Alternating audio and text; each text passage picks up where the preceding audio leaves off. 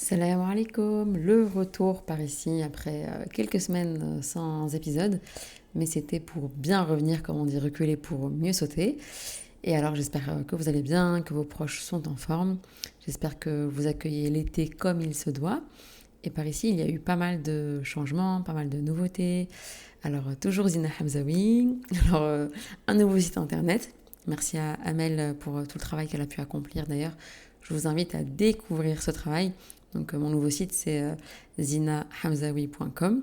N'hésitez pas à me faire un petit feedback sur ce que vous en pensez, si tout est fluide, si tout est clair, etc. Je suis toujours ouverte à la critique.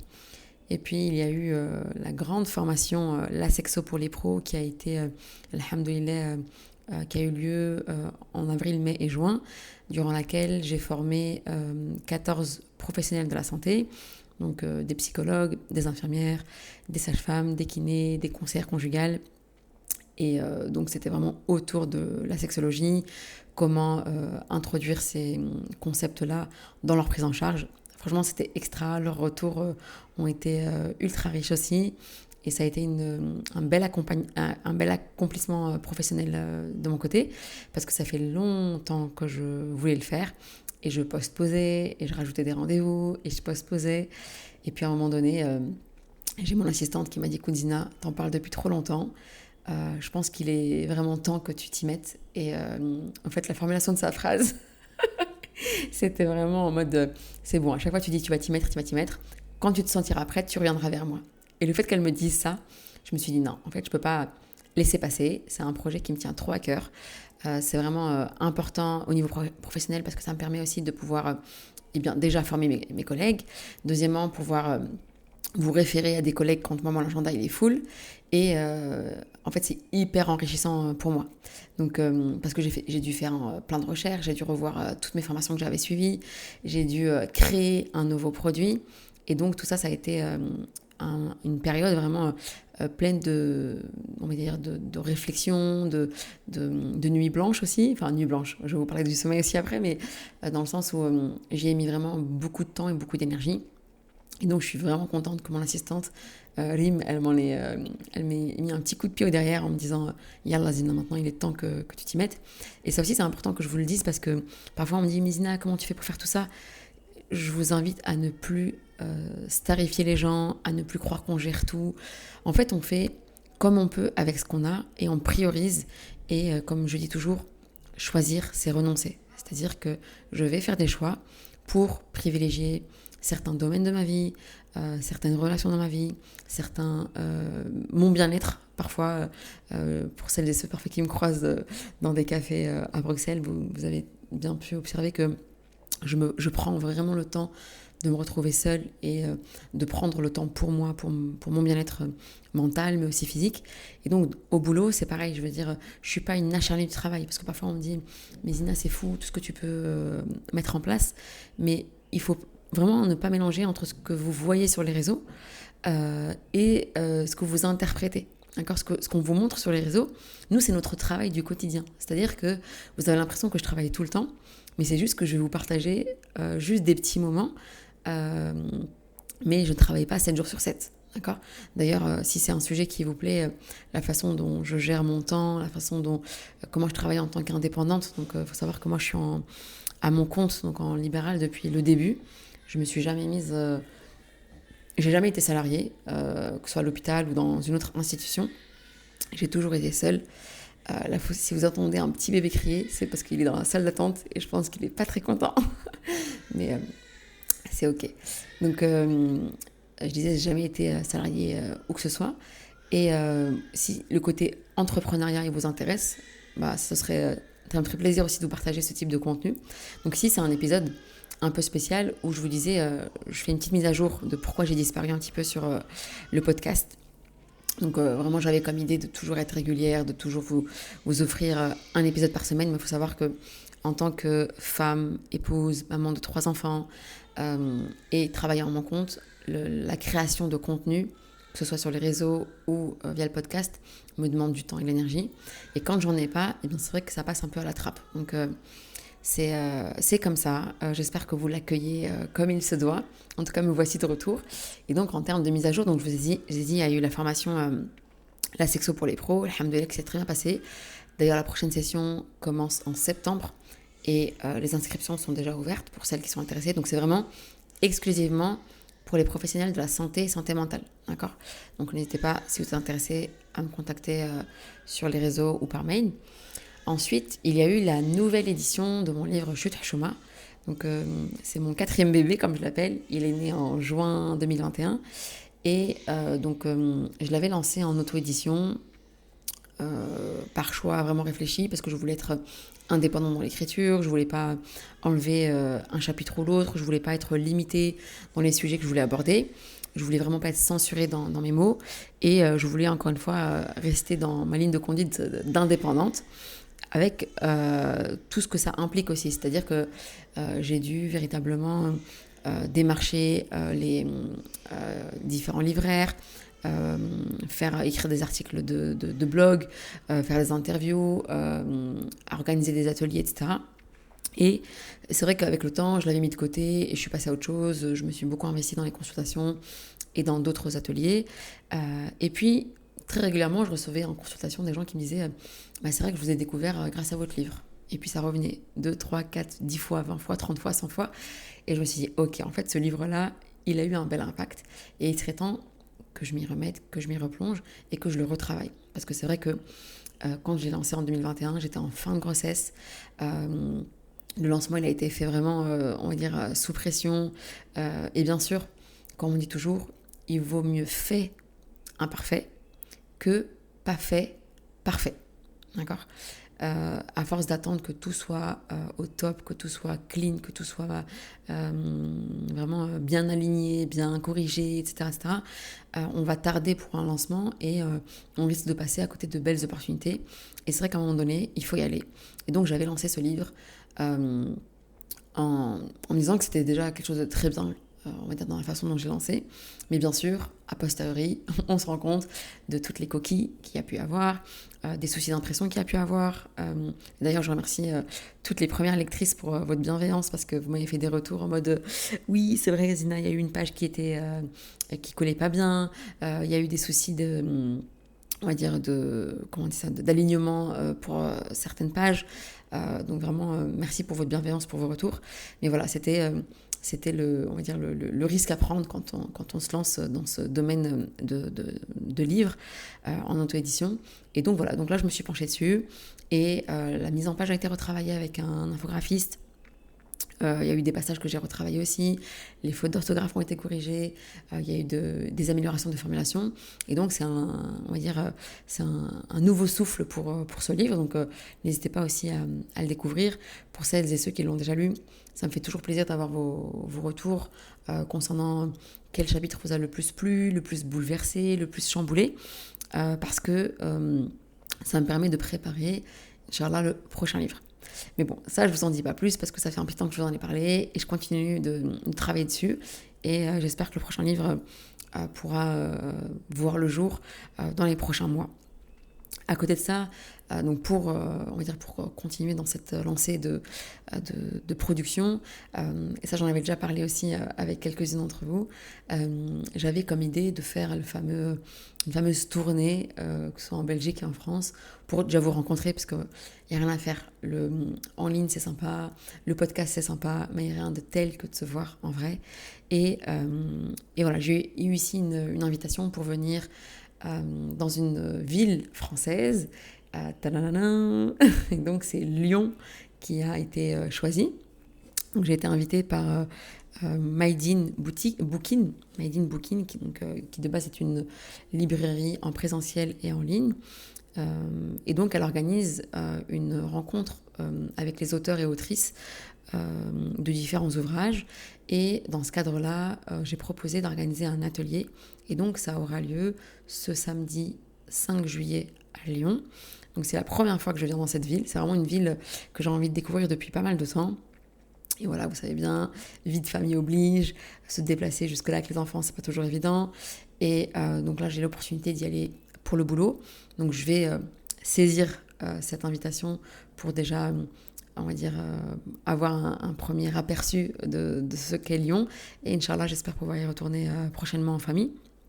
Donc là, ce que je propose, c'est vraiment un atelier inédit, comme d'habitude. Vous m'envoyez les questions en avance de façon anonyme, donc pour toutes celles qui sont inscrites.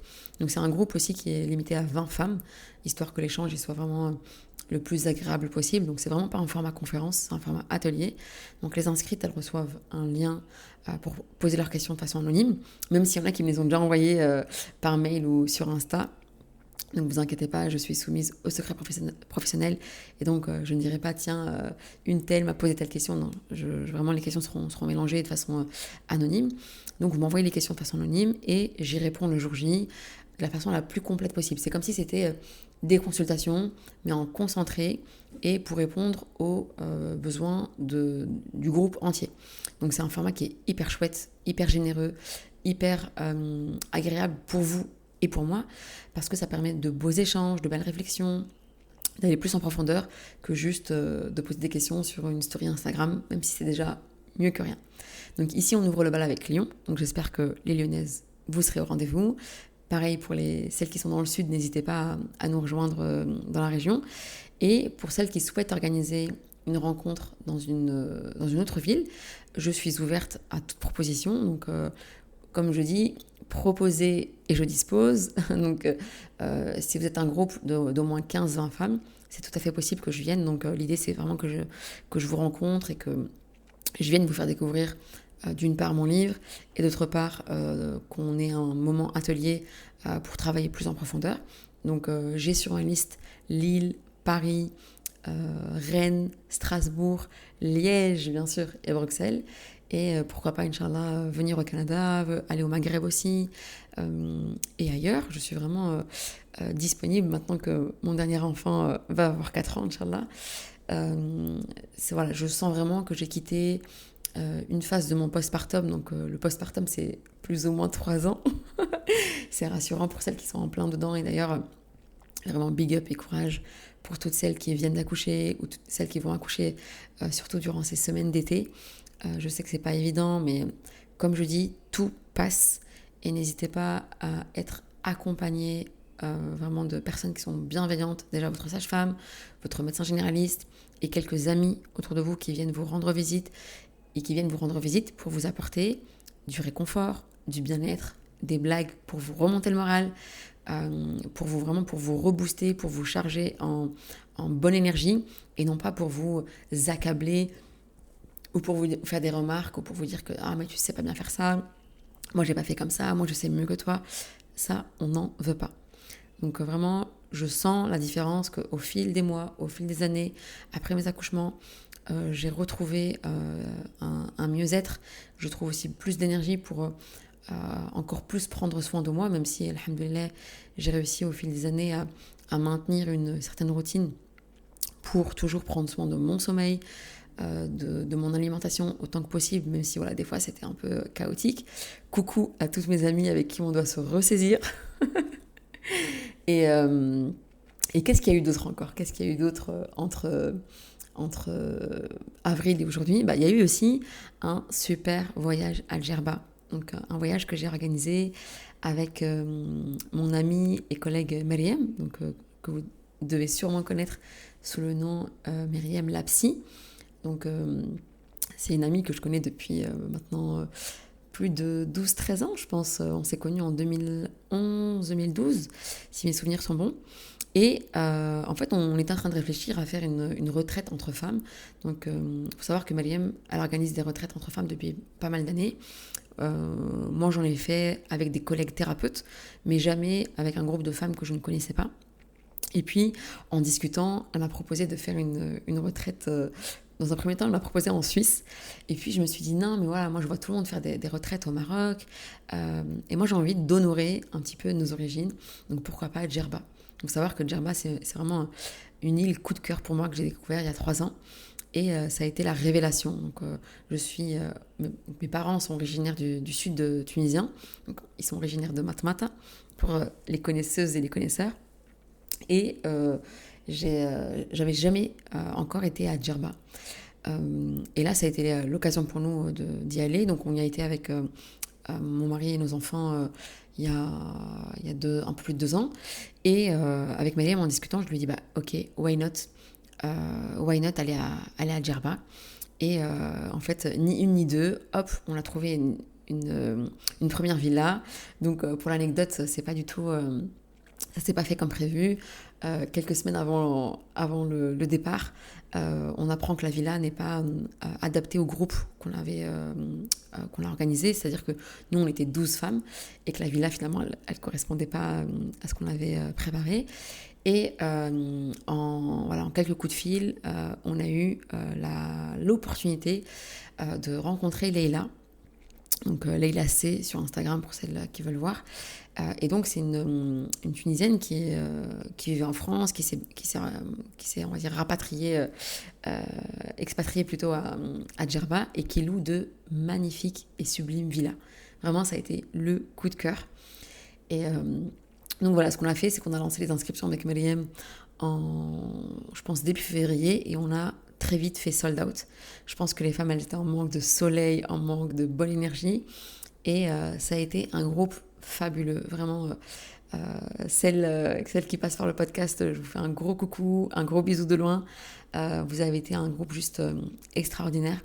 Donc ça a été vraiment 5 jours durant lesquels on a parlé de c'est quoi être une femme, et c'est quoi être une femme dans un mariage, qu'est-ce que le couple sain.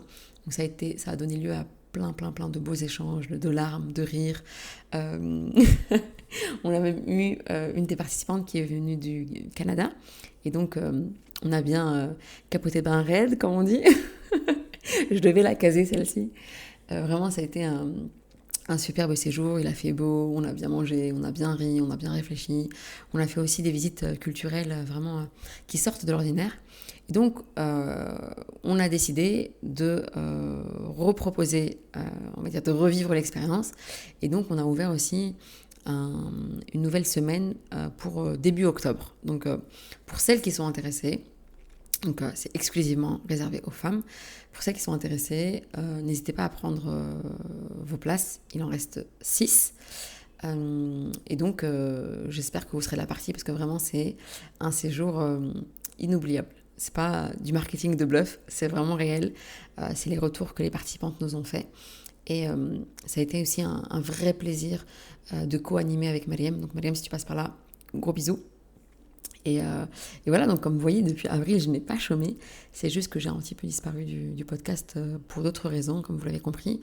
Et c'est vrai que quand on est à son compte, on a envie d'être partout. Et comme je dis, quand on est partout, on est nulle part. Et donc j'ai dû un petit peu mettre le frein sur différents projets, dont le podcast. Mais voilà, c'est un peu frustrant aussi de me dire, tiens, j'ai plein d'idées en tête, j'ai toute une liste de sujets à vous développer. Mais... et voilà, il y a des priorités, et c'est comme ça. Et c'est OK, en fait, c'est juste OK.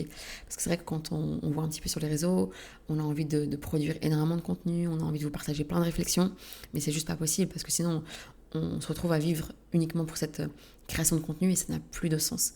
Donc vraiment aussi, pour mes collègues qui pourraient passer par ici, n'hésitez pas à lever le pied, à prendre soin de vous, et à juste vous écouter, et à ne pas vous laisser emporter par cette société qui nous invite, des fois même pas qui nous invite, qui nous oblige, qui veut nous obliger plutôt à prendre une certaine direction. Mais c'est à nous vraiment de nous discipliner, de vraiment de nous rappeler pourquoi on fait les choses et qu'est-ce qui compte pour nous, pour que ce soit le plus juste possible et que ça ait du sens. Donc voilà, ça a été un épisode un peu lifestyle et un peu mise à jour. Donc n'hésitez pas à me dire aussi si c'est un format plus, on va dire, entrepreneurial, vraiment les coulisses, qu'est-ce qui se passe dans l'envers du décor, qu'est-ce qui se passe vraiment derrière ce qu'on peut montrer sur les réseaux. Si ça vous intéresse, je n'hésiterai pas à vous le faire. Un peu, pourquoi pas, version vlog aussi.